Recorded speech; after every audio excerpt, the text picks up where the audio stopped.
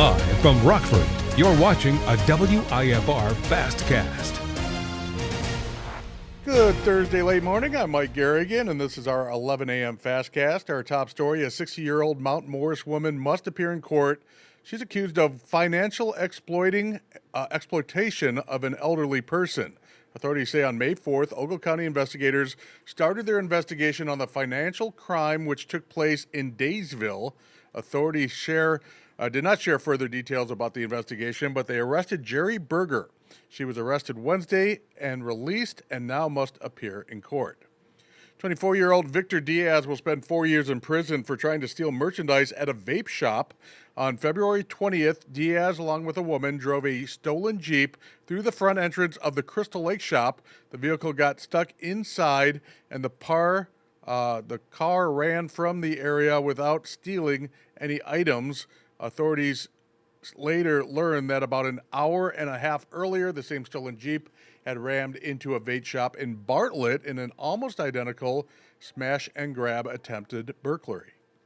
47-year-old Jason Erdmeyer is in police custody, accused of having child sexual abuse materials. Authorities say they got a tip in May about the suspected crime. On Tuesday, officers searched the Sterling man's home in the 600 block of 8th Avenue. Police say several items were taken, and the Sterling man was taken into custody.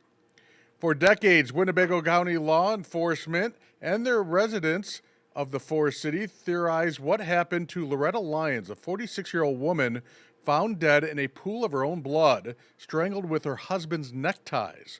Her husband cleared of the crime. Investigators came close to solving the case, but never found that definitive piece of evidence to tie the main suspect to the crime. 60 years later, our Sydney Stoffregan sat down with investigators who say they're not giving up and they are still searching for answers. I think actually two females said that the car parked in front of their house. A guy got out, kind of walked and acted like he was stretching out, and then he left the area when they walked inside their house. So that car was something that we looked at. Outrage in Madison, Wisconsin over a police shooting caught on camera. 4 officers are now on administrative leave after one of them shot and killed a man allegedly armed with a knife. There were large-scale protests within hours of Wednesday's shooting. Mark Stressman is following this story. Social media video shows 4 Madison police officers struggling to detain a male suspect on Wednesday.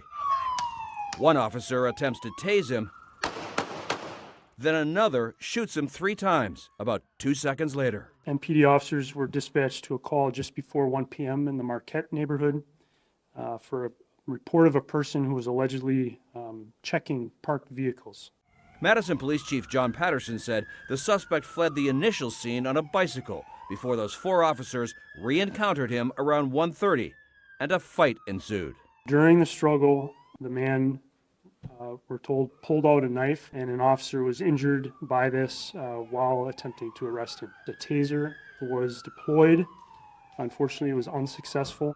Video shows officers throwing a knife to the ground after the shooting. Chief Patterson said 2 officers were injured and the suspect died at the hospital. On Wednesday night, demonstrators gathered to protest the shooting at the Wisconsin State Capitol, interrupting a summer concert event. Young black man has been murdered at 2 o'clock p.m.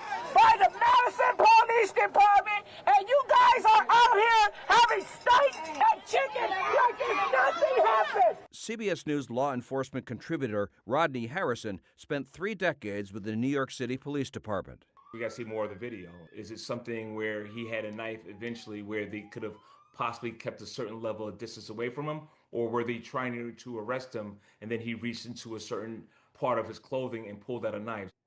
All 4 officers have been placed on administrative leave while the state conducts an independent investigation. This won't help. Madison police officers do not currently use body cameras, and Chief John Patterson has said getting funding for them is a top priority.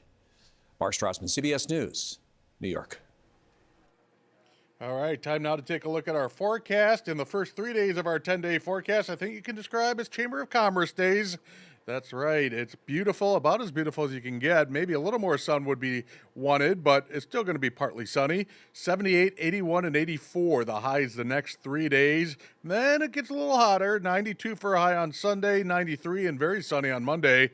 Then some of the clouds come, but no rain is expected in the forecast as we're high 80s from Tuesday through Friday, and then a cool down a week from Saturday where we see a high back in the 80 range or 81 degrees. Well, college is expensive and many students are living on their own for the first time. If you or your child are heading to campus, knowing how to handle money now can prevent big debt later.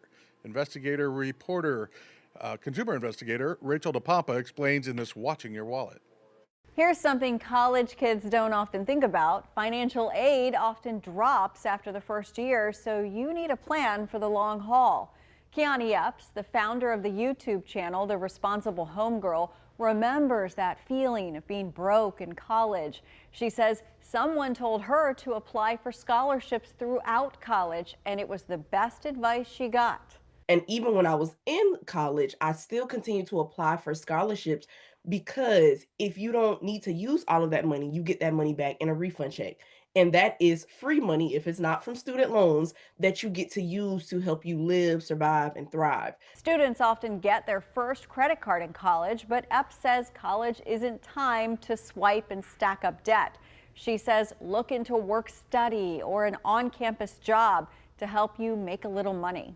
They're more flexible with you because you are a college student. So even though you're at work, you may be able to do a little work on the side. And it's a great way to, one, start building up a strong work ethic, two, earn some money, and then three, put some money to the side for yourself so you're not always having to call home and ask for money. You have some sense of autonomy. Epps says be intentional with your spending because you often don't have a lot of disposable income. Splitting things with roommates, using the meal plan, limiting eating out. She says this is a time to build up habits you'll keep after graduation. With this Watching Your Wallet, I'm Rachel DePompa. The number of Americans filing for unemployment benefits falls to its lowest level since 1969. The Labor Department on Thursday said first-time jobless claims dropped to an estimated 187,000 last week. Economists say the figure suggests layoffs remain low even as hiring has slowed down.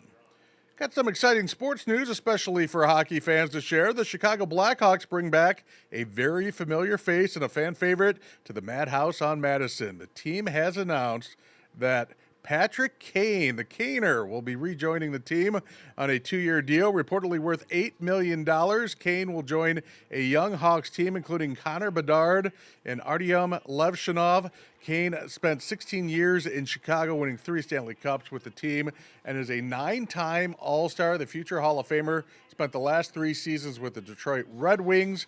That was weird seeing him in a Red Wing uniform. Now he's back in the right jersey, the right sweater, after getting traded to the New York Rangers in the 2022-23 season. But again, now he is a Blackhawk, one of the all-time leading scorers of American-born hockey players.